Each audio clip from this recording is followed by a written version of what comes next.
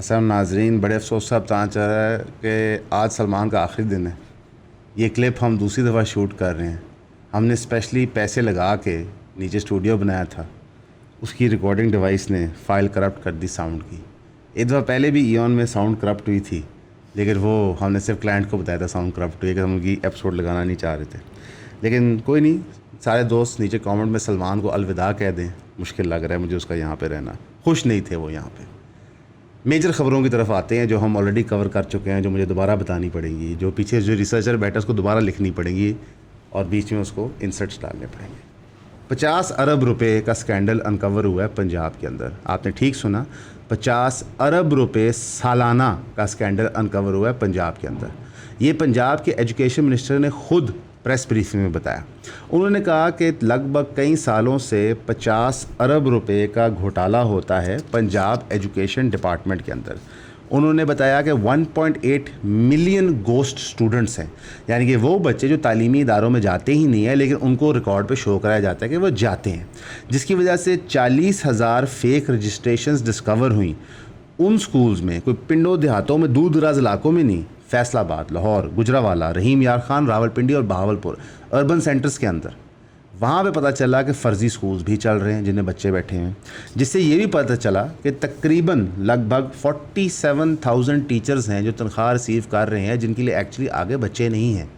यानी कि मुझे तनख्वाह मिल रही है यहाँ पे काम करने के लिए, लेकिन ना कैमरामैन है, ना लाइटें हैं, ना वीडियो है, ना वो वीडियो कोई अपलोड होनी है, और ये सारा का सारा मेरी और आपकी जेब से हो रहा है। अब 50 अरब अगर सिर्फ 5 साल से भी घोटाला हो रहा है तो ये 250 अरब बनता है। 250 अरब रुपया लगभग $1 बिलियन बनता है। ये वो मुल्क है जो $1 बिलियन के IMF लोन के तरले लेता है, भीख मांगता है। हमारे करंट प्राइम मिनिस्टर ने कहा कि बेगर्स के नॉट बी चूज़र्स, हमें जहाँ से जो मिलता है हमें लेना पड़ेगा। सर, हम बेगर का हैं, हम तो रईस हैं। 50 अरब तो एजुकेशन डिपार्टमेंट में वैसे वार देते हैं, जिस तरह जागीरदार वेले नहीं फेंकते उस तरह हम हर साल ऐसे ही ज़ाया कर देते हैं। अगर हर डिपार्टमेंट का डीप डाइव हो तो पता नहीं कितने 50 अरब निकलेंगे, तो हर सूबे का हो तो पता नहीं कितने डॉलर्स निकल जाएंगे, और फेडरल के बजट का भी हो जाए तो लगभग सालाना अगर आप कहें कि 4 से 5 बिलियन डॉलर का घोटाला होता है तो कोई बड़ी बात नहीं होगी। ये तो सिस्टम की कॉस्ट है, वो सिस्टम जो गैर जमहूरी ताकतों ने बनाया है, वो सिस्टम जिसमें मेरी और आपकी रिप्रेजेंटेशन नहीं है। अच्छा, मज़े की बात क्या थी, प्रेस कॉन्फ्रेंस के एंड में एजुकेशन मिनिस्टर ने ये नहीं कहा कि मैं इस्तीफ़ा दे रहा हूँ, क्योंकि जाहिर है अगर ये 4-5 साल से हो रहा है तो पिछले साल वो एजुकेशन मिनिस्टर थे तो उनकी ज़ेरे निगरानी भी ये चीज़ हुई, तो इस्तीफ़ा नहीं नज़र आया। और गवर्नर कुंडी साहब वहाँ से शोर नहीं मचा रहे कि इस्तीफ़ा दो, इस्तीफ़ा दो, इस्तीफ़ा दो। हमारे मुल्क में कायम होनी चाहिए रस्म कि अगर कोई मेजर प्रिवेंटेबल चीज़ हो, प्रिवेंटेबल कहना ज़रूरी है, को ऐसा डिज़ास्टर हो जो अनफोर्सीन हो, तो ज़ाहिर है उसमें आप इस्तीफ़े तवक्को नहीं करते। लेकिन प्रिवेंटेबल हो, जैसे फ्लैश फ्लड्स होना, इसकी वार्निंग्स जारी हो रही हैं, बारिशें बहुत हुई हैं, क्लाइमेट चेंज हो रहा है, लोगों को पता है, पता होना चाहिए गवर्नमेंट्स को। या फिर करप्शन, तो उसमें इस्तीफ़े मिले, उन लोगों के मिले जो इसमें इन्वॉल्व हैं, मिनिस्टर्स के मिले। लेकिन ये एक तरफ़ा होता है। जो पार्टी उस वक्त इस्टेब्लिशमेंट की नूरे नज़र नहीं होते, उनके इस्तीफ़ों, उनकी जानों के नजराने पेश करने होते, ये ज़रूरी होता है। और जो इक़्तिदार में होती है, चक्कर ही कोई नहीं। हालांकि ये काउंटर इंटुइटिव है। जो इक़्तिदार में है, जो ज़िम्मेदार है, जो पैसा डिस्पेंस कर रहा है, उसको इस्तीफ़ा देना चाहिए घोटाले के ऊपर, ना कि वो जो पहले रह चुके हैं। ये वही वाला हिसाब है जो इस वक्त बीजेपी इंडिया में करती है कि मोदी से पूछो कि जनाब ये प्रॉब्लम क्या है, कहता है नेहरू ने की थी। ये प्रॉब्लम क्या है, कहता है इंदिरा गांधी ने की थी। ये प्रॉब्लम क्या है, कहता है उसके मियाँ ने की थी। ये प्रॉब्लम क्या है, मनमोहन सिंह करके था। तो तू क्या कर रहा है? ये एक चूरन है और दुनिया भर में बेचा जाता है। ट्रंप हर चीज़ कहता है पिछलों ने की, मैं तो की थी नहीं, मैं तो बरी जुमा। यार तू प्रेसिडेंट है, तू प्राइम मिनिस्टर है, तू बता। राना सिकंदर हयात हम सब पंजाब में, हम सब के एजुकेशन मिनिस्टर हैं। अगर 24 से 25 के फाइनेंशियल ईयर में ये 50 अरब का घोटाला हुआ है सिर्फ एक चीज़ के अंदर, एजुकेशन डिपार्टमेंट में, तो उनको इस्तीफ़ा दे देना चाहिए। पर्सनल लेने वाली बात नहीं है भाई, आप कौम की खिदमत नहीं कर पा रहे। सिर्फ 1 साल बाद डिस्कवर करना इनफ नहीं है। क्या ये पैसा वापस आएगा? जो 50 अरब लूज़ है वापस आएगा पाकिस्तान को? नहीं, ये 50 अरब मेरा और आपका है यार। मेरी जेब से आप डाका मार के जाएं, फिर 1 साल बाद मुझे बताएंगे ओहो डाका डल गया तुम्हारी जेब में, तो मैं तो कहूँगा मेरे पैसे वापस दो, लेकिन ये नहीं आएंगे। और सरकार का फोकस किस चीज़ पे है? सरकार का फोकस इस चीज़ पे है कि रिजर्व्ड सीट के केस का जो डिसीजन आया है उसको किस तरह बेस्ट यूटिलाइज़ किया जाए। मैं तो पहले उस डिसीजन पे तो हम अपना ओपिनियन दे चुके हैं कितना वो डेमोक्रेटिक है, और फिर उसके बाद जब चीफ जस्टिस ने कहा कि मुल्क के अंदर रूल ऑफ लॉ नहीं है, तो हम उस पर भी तबसरा कर चुके हैं कि जनाब फैसले ऐसे होंगे तो रूल ऑफ लॉ कहाँ कायम होना है। तो उसके अंदर सरकार ने हमें बताया कि जनाब हम बिल्कुल कोई वेंडेटा होल्ड नहीं करते केपी गवर्नमेंट को गिराने का, लेकिन कुंडी साहब कोई और ही बात करना शुरू कर देते हैं। वो कहते जी हम हर डेमोक्रेटिक मूव करने के लिए तैयार हैं। अदम एतमाद की बात करते हुए उन्होंने कहा था सिर्फ 20 का फ़र्का रह गया है हमारी सीटों में और गवर्नमेंट की सीटों में, यानी कि वो पूरा प्लान मूड माहौल बना के बैठे हैं। शायद ये आखिरी केपीके का बजट हो जो पीटीआई गवर्नमेंट पार करेगी।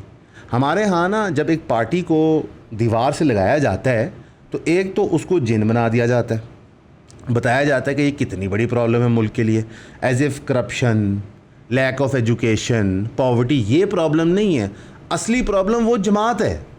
ये सबसे पहले हमें ज़िया साहब ने बताया पीपल्स पार्टी के बारे में कि जनाब इनसे तो बड़ी प्रॉब्लम है ही कोई नहीं, आपको समझ ही नहीं इस चीज़ की कितनी बड़ी प्रॉब्लम है। नवाज शरीफ साहब ने हमें सारी उम्र बताया बेनज़ीर साहिबा ना तो सिर्फ ये एक बुरे किरदार की औरत है, ये तो मुल्क दुश्मन है, आपको पता ही नहीं, मैं बता रहा हूँ। हमें ज़रदारी साहब ने कहा कि ये लोग इतने करप्ट हैं शरीफ फैमिली कि अगर इनसे हमने समझौता किया तो अल्लाह हमें माफ़ नहीं करेगा। इतनी उन्होंने बड़ी बात कर दी। फिर पता नहीं ऐसा क्या मिरेकल हुआ कि पीपीपी और पीएमएल ने गवर्नमेंट इकट्ठे बता दी। वही का नज़ूल होना हज़रत मोहम्मद सल्लल्लाहु अलैहि वसल्लम ख़त्म हो गया, लेकिन ज़रदारी साहब को पता चल गया ऊपर अर्श पे क्या फ़ैसले हो रहे हैं नाउज़ुबिल्लाह। तो ये तो हमें कहानियाँ बेचते रहते हैं। आज हमें बताया जा रहा है पीटीआई दहशतगर्द है, दुश्मन है, गद्दार हैं, मुल्क को तबाह करना चाहते हैं, इनको दीवार से लगा दो। अगर 3 साल बाद इनको इक़्तिदार दे दिया फिर क्या करोगे? तो ये जो एक कैट एंड माउस गेम है हमें खेलना छोड़ देना चाहिए, जमहूरियत को चांस देना चाहिए, इलेक्शन करवाएं, जो इलेक्ट होता है उसको हुकूमत दें। मतलब मैं समझता हूँ कि अगर अली मीन गंडापुर बुरा सीएम है 5 साल पूरे होने दें, लोग उठा के उसको बाहर फेंक देंगे। ये हम स्टार्ट स्टॉप जो करते हैं इससे अजीब ही एक कार्टून हरकत चल रही होती है। वैसे इस मूव से ये सिग्नल होता है कि सरकार अब हर हथकंडा इस्तेमाल करेगी पीटीआई को डैमेज करने का। इंटरनली तो लड़ाइयाँ हो ही रही थी, जुनैद अकबर लेड फैक्शन जो इमरान खान के कहने पे चीज़ें कर रहा होता है वो वर्सेस अलीमीन गंडापुर हो रहा था, अलीमा खान फैक्शन वर्सेस अलीमीन गंडापुर बैरिस्टर सैफ हो रहा था, सलमान खान राजा ने अपनी 1.5 इंच की मस्जिद बनाई हुई है और गौर अली खान साहब इस सब के अंदर बेचारे शरीफ आदमी धक्के खाते रहते, उनका कोई ताल्लुक नहीं किसी चीज़ से, वो एक शरीफ से आदमी हैं, उनको कहते हैं जी आगे होकर बोल दो, बोल देते हैं, उनको कहते हैं जी पीछे हट जाओ, बेचारे पीछे हट जाते। सब एक चक्की के अंदर घूमी जा रहे हैं। 50 अरब का लॉस हो रहा है हमें एजुकेशन में, और क्रिटिकल इशू क्या है मुल्क का, जनाब हुकूमतें कैसी गिराई जाएँ। तो इसमें हम कहाँ पढ़ पाएंगे? एजुकेशन वो डिपार्टमेंट है जिसने मेरे और आपके बच्चों का मुस्तकबिल सिक्योर करना है। 9 करोड़ आबादी है पंजाब की, उसमें से मेजॉरिटी जो है वो एजुकेशन एज में आती है, सरकार को परवाह ही नहीं है। और इसकी वजह से प्राइवेट इदारे बनते हैं और दिन दहाड़े में लूटते हैं। जब कोर्ट्स पटिशन में डालने के बाद ये कहते हैं कि आप फ़ीस नहीं बढ़ाएंगे, फिर भी बढ़ाई जाती है प्राइवेट इदारों की। वही बात पंजाब मिनिस्टर के सामने लाई जाती है जो कहते हैं जनाब हम छोड़ेंगे नहीं, पकड़ लेंगे, परेशान ना हो। और पंजाब के मिनिस्टर की हैंडलिंग क्या थी कि जब वकूआ हुआ यूसीपी वाला तो मौके पे आकर उन्होंने ऐसी बातें कर दी कि अवाम को इश्तियाल दिला दिया। बाद में पता चलता है कि जनाब वकूए के अंदर शायद कुछ भी नहीं हुआ, लेकिन कौन यकीन करे इस बात पे आपके अपने गलत बयानों की वजह से। तो हमारे मुल्क का कोई हाल ही नहीं है। इस सारे के अंदर प्रेसिडेंट आरिफ अलवी ने कहा कि मैं भी 2 रुपये डाल दूँ। उन्होंने कहा कि माइक्रोसॉफ्ट और पाकिस्तान की 2022 में डील डन थी। जो माइक्रोसॉफ्ट ने एक्सपेंशन ताइवान में करनी थी वो असल में पाकिस्तान में होनी थी। मुझे कहाँ ने बताया था? किसने? बिल गेट्स ने। यही गल हो गई, कमरे 3 ही लोग सन, तीजा मैं सी, मैं तो दसता गल मान लो। अजीब, हम लोग हैं यार, हम इंसान हैं, ये चमड़ी है, मेरे से खून निकलता है, आप क्या हमारे एहसास जज्बात को छालते रहते हैं बिला वजह। माइक्रोसॉफ्ट ने अपने ऑपरेशंस दुनिया भर में स्केल डाउन किए, 9000 बंदा फायर किया है। इसको रिप्रेजेंट किया जा रहा है एज इफ़ कि पाकिस्तान के अंदर जी बिज़नेस नहीं हो सकती। अच्छा, मसला क्या है इसमें कि बात आधी सच है, पाकिस्तान में वाकई बिज़नेस नहीं हो सकता। इकोनॉमी का साइज श्रिंक कर रहा है, लॉ एंड ऑर्डर की सिचुएशन है, बिजनेस रूल्स डिफाइंड नहीं है, कोर्ट सहारा नहीं देते, गवर्नमेंट डिपार्टमेंट्स कोई चेक नहीं करते। मसलन क्यूनेट जैसी फ्रॉड कंपनियां ऑपरेट कर रही हैं, FIA को समझ ही नहीं आ रहा पर्चा कैसे काटे। ये लॉ और FIA में हो रहा है, नहीं मानते, मैं बंदे सामने खड़े कर दूंगा। जो 6 महीने से जलील हो उनका पर्चा ही नहीं कट रहा, उनका फ्रॉड हुआ है। कोटेक्स जैसी इलीगल वेबसाइट जो गैम्बलिंग कराती हैं वो चल रही हैं। PSL को गैम्बलर स्पॉन्सर कर रहे हैं। एक्सचेंज ऑन दुबई में दुनिया भर में फ्रॉड करके PSL स्पॉन्सर कर रही है। तो यहाँ पे कौन शरीफ आदमी बिजनेस करेगा जो स्ट्रेट बिजनेस करता है? हाँ, 2 नंबर करप्ट आदमी कर सकता है, वो कर रहे हैं। तो ये तो बात सच है। शेल अपने सारे शेयर्स बेच के पाकिस्तान में से, ये पिछले साल हुआ था। तो जो माइक्रोसॉफ्ट वाली खबर है वो आधी सच है आधी झूठ है।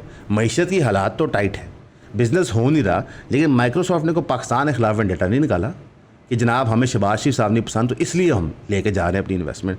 तो ये सियासतदान ना ये अजीब गेम खेलते हैं हमारे साथ, पूरा सच नहीं बताते। क्या सबसे पहले आप सबका बहुत शुक्रिया हमें सब्सक्राइब करने के लिए। जिन जिन दोस्तों ने हमारी फैमिली में शामिल हुए 3000 की सब्सक्रिप्शन लेके, काइंडली हमें व्हाट्सएप किया करें ताकि हमें पता हो कि हमने किस ग्रुप में ऐड करना है। वैसे जो आप सब्सक्राइब कर रहे हैं इसके लिए आपको 12 वीडियोस हर महीने मिलेंगे जो प्राइवेट वीडियोस होगी, यानी कि वो कंटेंट किसी ने ना पहले देखा होगा ना वो कभी किसी मेन चैनल पे अपलोड होगा, वो सिर्फ आपके कंजम्पशन के लिए होगा जो 3000 की सब्सक्रिप्शन पे कर रहे हैं। अब वो कंटेंट होगा क्या? उसमें आपको लाइफ स्टोरीज पता चलेंगी, कुछ फिलोसॉफिकल आइडियाज़ डिस्कस होंगे, कुछ पर्टिकुलर इंसिडेंट्स होते हैं जिसकी वजह से चैनल्स डिमोनेटाइज हो जाते हैं, वो ग्रेट डिटेल में डिस्कस होंगे। कुछ आपके साथ कंटेंट शेयर किया जाएगा जो अवेलेबल नहीं है आम पब्लिक को और जो पब्लिकली उस तरह शेयर भी नहीं हो सकता। मोस्टली चीज़ें एजुकेशन रिलेटेड होंगी, हर चीज़ का कोई लेसन होगा पीछे, लेकिन ज़्यादा से ज़्यादा इसको आप सब्सक्राइब करें ताकि आप हमारे काम को सपोर्ट कर सकें। तो प्लीज़ हमें सब्सक्राइब करें, 3000 रुपीज़ भेजें, व्हाट्सएप करें और ईऑन फैमिली का हिस्सा बनें। Thank you.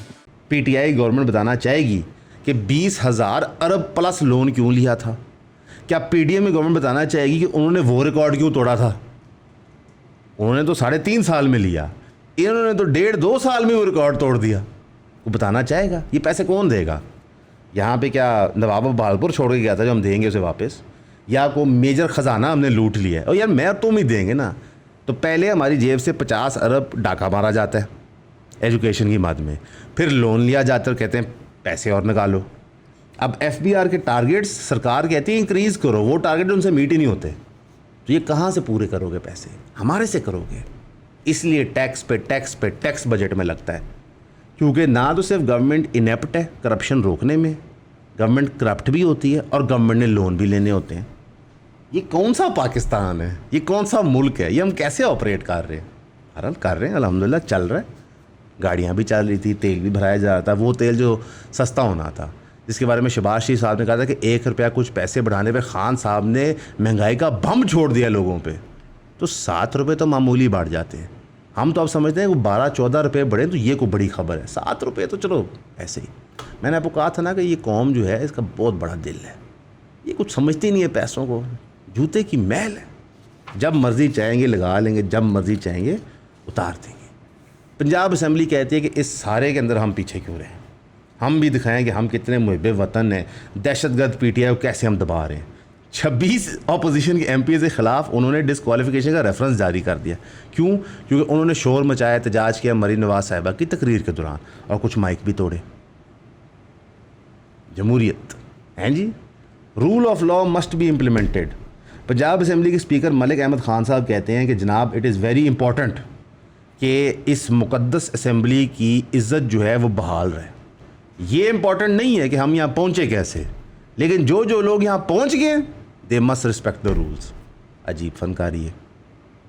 अच्छा, पंजाब असम्बली के कई मेंबर्स, उनके बच्चे रजब भट्ट के साथ वीडियोस बना रहे होते हैं, तो वहाँ पे मुक़द्दसनेस ऑफ पार्लियामेंट का समझ नहीं आता कि एक बंदा जो बाइनमो प्रमोट कर रहा है, जो एक इलीगल बैटिंग ऐप है, एक बंदा जो असला बार बार दिखा रहा है, एक बंदा जो गैंगस्टरिज्म प्रमोट कर रहा है, एक बंदा जो गेट रिच डाई ट्राइंग एक नियोकॉन कैपिटलिस्टिक माइंडसेट प्रमोट कर रहा है, उसके साथ हम तस्वीरें खिंचवा रहे होते हैं।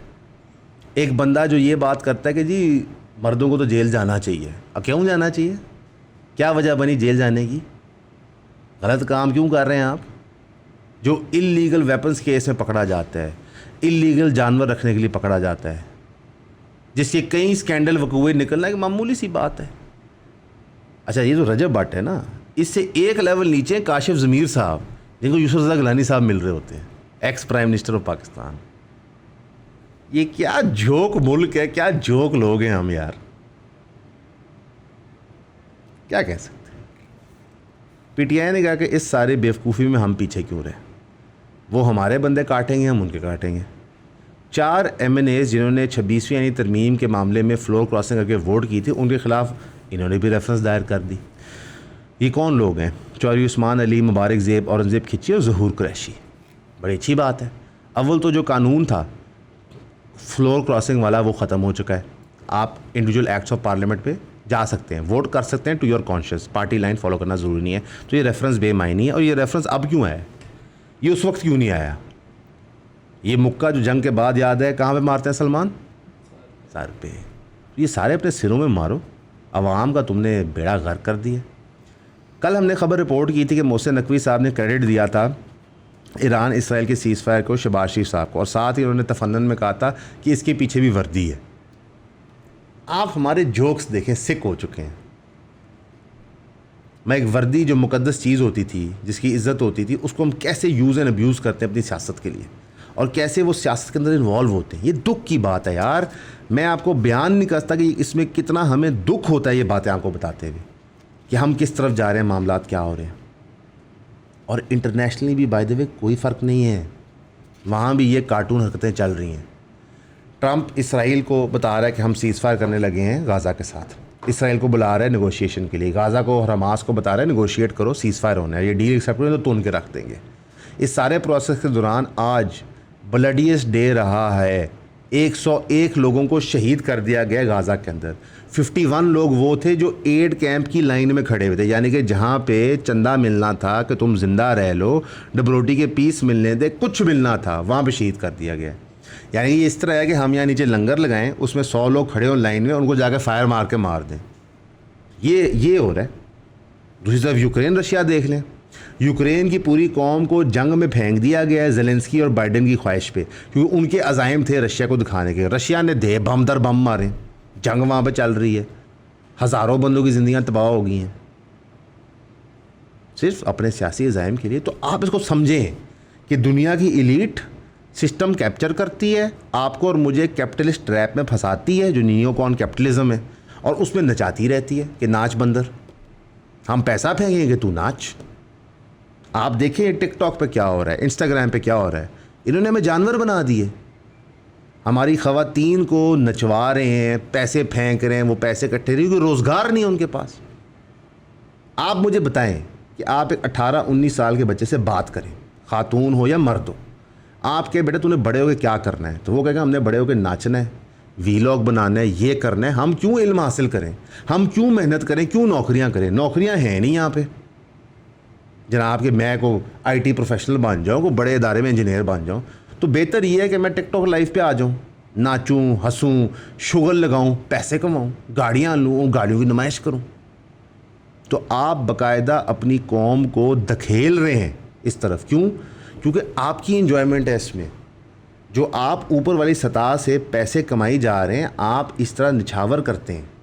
ये जागीरदार भी करते थे यार, कि राया में कुछ लोगों को नवाज देते थे और उन लोगों की बुनियाद पे रक्स परफॉर्म होता था, खुशियाँ बांटी जाती थी, तो बताया जाता कि वाह कितना अच्छा चल रहा है सल्तनत में सब कुछ। गोरे तो चले गए, पीछे इनको छोड़ गए। इससे बेहतर है गोरों को वापस बुला के आजा, वापस आजा, तू चला ले यार। मैं गोरे ने मुल्क में रेलवे लगा ली, हम उसको बढ़ा नहीं पाए, उसी को बुला लो यार। इस मुल्क में कौन रहना चाहेगा भाई? इस वक्त आप हक की आवाज़ बुलंद करें, गवर्नमेंट को क्वेश्चन करें, फोरम्स पे आवाज़ उठाएं, नहीं तो कुछ बचेगा नहीं। ये हम आपको डरा नहीं रहे, वॉर मॉन्गरिंग नहीं कर रहे, रियलिटी बता रहे हैं। हर गवर्नमेंट की हर खबर उठा के हम आपको दे देंगे जी ऐ हो रहे हैं। सवात में कोई चीज़ होती है, केपी गवर्नमेंट सोई है, पंजाब में चोरियाँ हो रही हैं, पंजाब गवर्नमेंट सोई है। अभी हम सिंध बलूचिस्तान पे गई नहीं है, वो तो छड़ दो ना फिलहाल। हमारे लिए दुआ कीजिएगा, हम आपके लिए भी करेंगे। हमेशा की तरह आपका सुनने का शुक्रिया।